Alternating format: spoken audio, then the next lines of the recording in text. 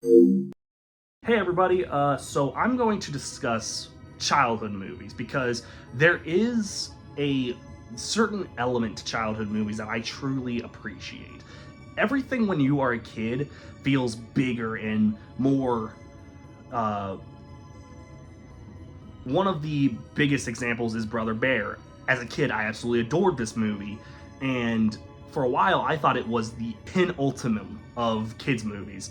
Unfortunately, as an adult, I didn't find the movie all that interesting or all that great. As a kid, it felt different. It felt different to watch it as a kid compared to it being an adult now and watching it. But if you wonder what my first ever movie was, it was 1995's A Goofy Movie. I was about two and a half years old, and I was introduced to this film via my mother, and it stuck with me for so long, and even to nowadays I like to put it on and just really appreciate how small it was, but how simple it was. It didn't feel the need to be big or epic, and I feel like that was what made this movie so amazing to me. And it was my first movie. I will always appreciate that. So when a sequel comes out 5 years after the original comes out, sound the fucking alarms, people. We have Goofy skateboarding, doing X Games. I forgot how stupid this movie is. Now, I'll be the mature one and say that the DVD sequels that Disney did between 1994 up to the mid-2000s, they're not as bad as people say. I do feel like we are a little dramatic when talking about them. Are there the ones that suck? Of course there are. You know, we have Hunchback of Notre Dame 2, Pocahontas 2. There's just a bunch of them that don't make sense to exist. But a lot of them are like that. You know, why do we need a Bambi 2? Why do we need a 101 Dalmatians 2? Which is, if I point, you can't see it, but that is the first movie you see in my DVD collection. And I will probably take a video of it. Honestly, DVD sequels from Disney, they don't have a reason to exist, but I can't lie to you and say all of them suck. I remember a lot of people said Lion King 2 was a really good, it was a good way to continue the story of Lion King. So yeah, not all of them needed to exist. None of them needed to exist. I don't know a single person who sits back and says, man, Fox and the Hound 2, Reba McEntire was in that shit. Why? I say this because even though there are the good sequels, like the Lilo and Stitch sequels, Lion King 2, I'd even argue Bambi 2, maybe. An extremely goofy movie does none of that and is actually probably one of the most useless sequels Disney has ever made, and that is saying a lot. Okay, so it should be mentioned, A Goofy Movie is actually an adaptation of the Disney afternoon show Goof Troop, which I'm not going to say is a bad Disney show, but it was a cool Disney show. Oh, we ride skateboards and say stuff like this, and I mean sandwiches. Once again, Goof Troop is not a bad show. I watched most of it, and it was a decent series. But I do feel like it was peak early 90s Disney being peak early 90s Disney. It didn't feel like they were actually trying to put effort into the writing. They just said, let's have Goofy do some skateboarding tricks, and let's have Max say the cool slang like, what's up, dude, and keeping it real. Because of this, I feel like Goof Troop was kind of a dated show, and such. I feel like a lot of people don't recall and remember it all that fondly, which doesn't mean Goof Troop is a bad show, it just makes it kind of dated. And parts of what Goof Troop was kind of seeped its way into A Goofy Movie, mostly with Powerline. You can kind of get that Prince, Michael Jackson kind of vibe from Powerline. And I don't think that necessarily made A Goofy Movie dated in the way Goof Troop was dated, but I just want to let it be known those elements were in the first movie, and not just in this one. Ah yes, we open up with a gong slash drum head, obviously referencing Goofy's work with the famous rock band Goof Fighters and their famous song Ever Goof. And I wonder. So immediately, I'm just going to say it, Tony Bird made this skateboarding thing completely dated, and it ruined a lot of early 2000s Disney properties. I do feel like that is why every time they skateboard, I just say to myself, motherfucker, it's Goofy Movie. And we have a surefire way to shoot straight to the top of the freshman heap. Oh, I should mention, they actually got a lot of the original voice actors for this movie, which isn't saying much because this was an actually full of voice actors kind of deal. They didn't really have celebrities voicing any of the characters outside of Pauly Shore, and they really said, let's get him back, of all people. Let's beat the killers! Let's do it!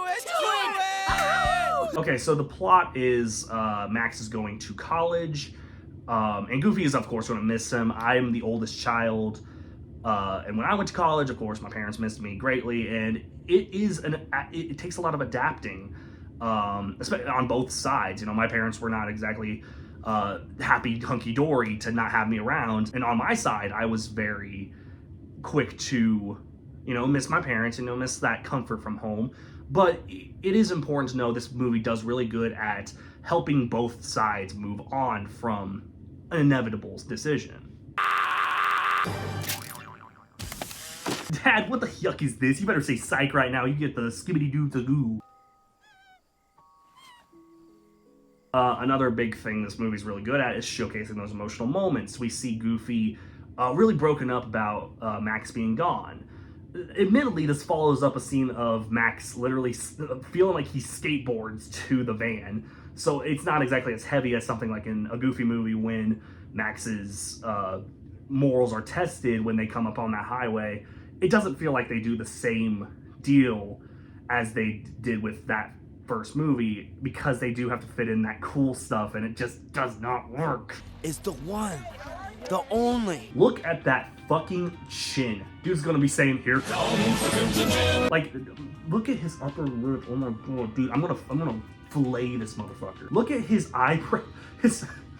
Look at the sweater vest. What is he trying to be, Mr. Rogers up in a bitch? And you know, that dude has that chin. You know that guy just has everybody coming up and be like, hey, yo, dude, I got something in my teeth. And look at this dude's khakis. I know those things are uncomfortable, dude. His voice is gonna come out like, okay, so Goofy gets fired from the factory. I have to ask the question: how does he fit in that?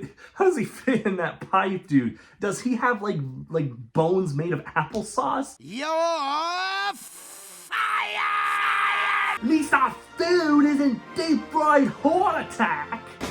Look at that guy go. I can't look at anything else. Okay, so real talk. The skateboarding. The girls are all fought, you know, they drop in their panties, and I'm just saying to myself, man, if I did that in the year 2000, I would get bitches. But if I do that in the year 2024, everybody just looks and points and be like, oh, show off. It's a pussy. No more class! Okay, how do I obtain the build of Tank? Let's just talk about that for a second. My boy Tank is built like he does 50 squats a day. That man never eats at McDonald's, and I could never do that. And he eats only protein shakes. Tank is the definition of ballin', but he can't get up. Hey, easy, big fella. That new meat looks like gamma material. Okay, so I forgot to mention this. Bradley Uppercrust III is voiced by Jeff Bennett, one of my favorite voice actors. And this is crazy because he doesn't say jack shit that's funny. Like, they really have this really funny, talented voice actor and give him nothing funny to say. I think Brad Garrett's character, Tank, gets a lot more funny bits than he does. Crime. Don't you dare waste my time! Okay, so we get to the coffee house, which I don't think those are even a thing anymore. And I'm starting to realize the biggest problem with this movie is the same problem I have with Monsters University, another Disney college movie.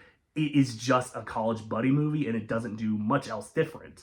The only difference is, you know, we got Goofy, and it's a Disney movie, so they can't do the normal college buddy movies like Animal House or anything like that. You know, it's just going to be Goofy doing what Disney thinks college is like. And trust me, I went to college and got no pussy, dude. I'm afraid we can only get jobs for people who have college degrees. So I got a question. She says that you need a college degree to get a good job, and I'm just like, bullshit. All I got from college was a piece of paper, a slap from my professor, and then a factory job. Dude, I didn't get shit. What is a degree? Bingo, we have a winner. Okay, so you get where the plot's going. Goofy shows up and is going to be living with Maxie in college, which defeats the purpose of all the emotional moments from before. It's like Mufasa getting killed, and then Simba runs away, learns his lesson of finding out who he is, just for Mufasa to materialize out of the clouds and say, nuh-uh. He just goes up to Scar and he says, oh, dude, executed. Good morning, gentlemen. I am the head librarian versed in all aspects of your school's library, including but not limited to fiction, nonfiction. The only new character I really liked was the librarian, Sylvia. I do think she is really funny and matches Goofy's quirky attitude really well. And she's really voiced funny. I can't remember who the voice actress is, but she is voiced really funny. What, are you kidding? This here's a... Get out. Do you remember the one when the professor built a non... Why are we talking about Gilligan's Island? Is Gilligan's Island the prequel to Epstein Island?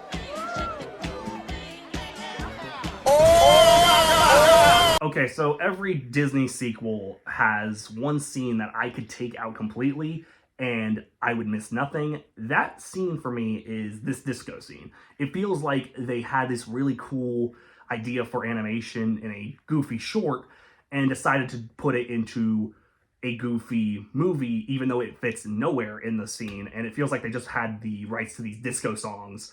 Yeah, it doesn't make any sense to me. I just wanted that to be known. I have no actual funny bits to say other than every day I'm hustling. Plunge and plunge like there's no tomorrow. Okay, so 1995, you know what I'm saying? Disney buys the ESPN. They buy sports in general, and one of the big things they wanted to be known that they bought was ESPN. So they said, let's put that in fucking Goofy movie. Because if there's one thing I look at Goofy and I just say, sports. Okay, so initially, I was going to just leave it be, but I found out by scrubbing through the movie itself and, you know, just seeing all that, I skipped like 45 minutes of the movie within my filmed bits. So, yeah, so I decided I'm just going to, you know, let's just give you guys my thoughts on the rest of the movie that I skipped within this this video. So, Max and Goofy get into a lot of fights, and Max wants to be away from Goofy, and the way it's handled is not the best. I do think the way that it's handled is a little mean-spirited, especially considering the first movie was much better at tackling that kind of mean-spiritedness and not making it seem like it's out of character for Goofy or Max or any of that. So that happens. It turns out the villains, the Gamma House, are a bunch of bitchy cheaters, and, you know, you kind of expect that from a College Buddy movie, and especially since this is not a movie that does anything differently. And the final thing I'm going to mention is there is a joke at the beginning of the movie where Goofy shows the boys how to horseshoe, and it does come back at the end, and I do think that's probably the biggest joke that got me kind of laughing in this movie. So other than that, just thought I'd catch you guys up with a quick summary. So let's get back into it. Okay, so the campus is burning down, which in any other situation, I feel like we'd all be evacuated and all get bachelor's degrees. How easy would have that been? But no, we have to learn the moral of the story, which is really important when I look at my food court burning down. The McDonald's is no longer on campus, and I am not getting a quarter pounder. So therefore, I'm going to quarter pound your mom. Okay, so Max wins the Super Bowl, and Usher performs the halftime show. I actually have Xander theory time for y'all. Y'all know what time it is. So, we all know that Usher became popular in 1997. And what happened in 1999, 2 years after? Tevin Campbell, the voice of Powerline, was arrested. That gives plenty of time for Powerline to switch into a new record label. Stay with me. What is Usher's most popular song? Yeah, that's right. Yeah. So, who was on that song? Lil Jon. Now, what is Lil Jon's most popular song? About 500 million clicks? Oh, yes. Turned Down for What? Turned down for what? Turned down for the 2016 presidential election. Usher is Donald Trump.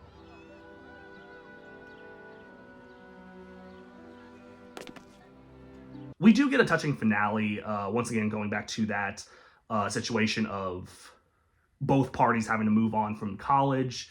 And here's the thing. I feel like this would have been a way more appreciated scene if the rest of the movie was like it, because that's what the first Goofy movie was. It was very simple, very quiet, but knew how to be funny and use its good sense of humor.